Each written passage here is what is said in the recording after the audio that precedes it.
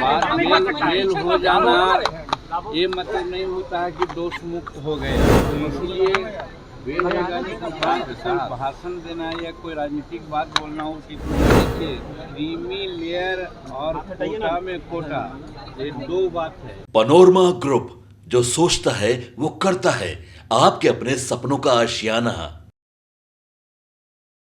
प्रधानमंत्री नरेंद्र मोदी के साथ गुप्त मीटिंग कर लौटे जीतन राम मांझी ने अचानक से जब मीडिया ने कई सवाल पूछे तो उन्होंने उस मीटिंग की इंटरनल बातें खोल दी हैं। यानी कि एक तरह से कहिए तो उन्होंने पीएम मोदी की गुप्त मीटिंग का भंडाफोड़ कर दिया है और इस भंडाफोड़ में उन्होंने वो सारी बातें बता दी हैं जो मीटिंग के अंदर हुई है।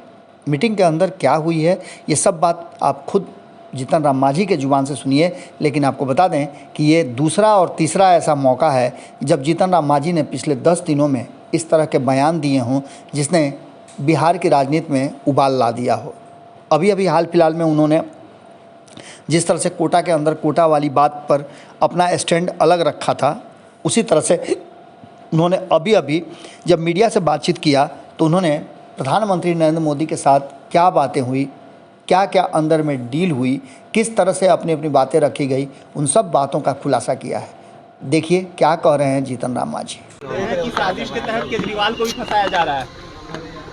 जैसे कानूनी प्रक्रिया है, कानूनी प्रक्रिया के तहत जेल है, कानूनी प्रक्रिया के तहत बाहर आए हैं। बात मेल हो जाना ये मतलब नहीं होता है कि दोष मुक्त हो गए हो। तो इसलिए वेल लगाने के बाद कोई भाषण देना या कोई राजनीतिक बात बोलना उचित नहीं है। हम लोग यही समझते हैं ऐसे कहा कर रहे हैं हम। कानूनी प्रक्रिया के तहत वो गए थे, कानूनी प्रक्रिया के तहत आए हैं। अगर और कहीं कुछ बातें हो सकती है तो फिर भी जा सकते हैं वो। तो इसलिए उसमें कुछ कहने की बात नहीं है। वो सब न्यायाधीन मामला है, इसलिए न्यायालय का विचार न्यायालय का मामला है।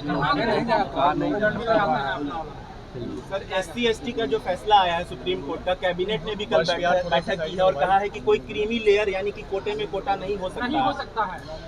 देखिए, क्रीमी लेयर और कोटा में कोटा ये दो बात है। हम भी मंत्रिमंडल में थे, हमारी बातें भी हुई हैं। क्रीमी लेयर नहीं होना चाहिए, ये प्रधानमंत्री जी का निर्देश से बात सही है कि शेड्यूल कास्ट के जो लोग हैं उसमें क्रीमी लेयर कर करके जैसे OBC में है उस तरह का नहीं होना चाहिए।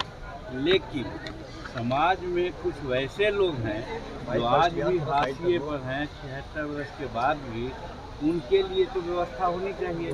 और इसी को कहा जाता है कि अगर कोटा में कोटा करें, जैसे जनसंख्या के आधार पर सारी बातें होती है, इसमें हमारी मानना है और हमने भी कल कहा है कि कास्ट में बिहार में 21 जातियाँ हैं।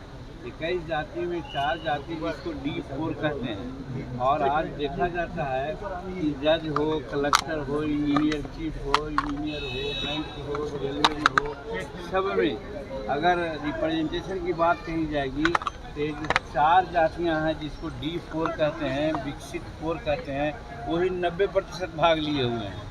लेकिन बाकी और जो भुइयाँ, मुसहर, डोम, मेहतर, नट, स्कैवेंजर, स्वीपर, ये सब लोग हैं, इनकी जनसंख्या जो है उसके आधार पर उनको आज तक आरक्षण नहीं मिला है। इसीलिए हम लोगों की मांग यही है और कल हमने कैबिनेट में कहा भी है कि इनके लिए अलग व्यवस्था होनी चाहिए। आज 76 वर्ष आज़ादी के बाद इन लोगों में आज कोई IAS नहीं है, कोई IPS नहीं है, कोई इंजीनियरिंग चीफ नहीं है, कोई डॉक्टर नहीं है, कोई बैंक कर्मचारी नहीं है, कोई रेलवे कर्मचारी नहीं है। तो यही स्थिति रहेगी क्या? इसलिए क्रीमी लेयर की बात न कीजिए, लेकिन जिसकी जितनी जनसंख्या है उसके आधार पर उनको आरक्षण मिलना चाहिए। सर, चिराग पासवान का कहना है कि जीतन राम मांझी। पनोरमा ग्रुप, जो सोचता है वो करता है। अगर ये वीडियो पसंद आई और वह बिहार के राजनीति और बिहारियत से सरोकार रखेनी तो सब्सक्राइब बटन दबा के चैनल के सब्सक्राइब कर ली। ओजे एगो घंटी बा, ओकरा बटन दबा देला से कुल सटीक और मारक खबर रुआ मुफ्त में मिल जाई। अगर रुआ पत्रकारिता के हमनी के नया प्रयोग में सहयोग कर चाहतानी तो ज्वाइन बटन दबा दी।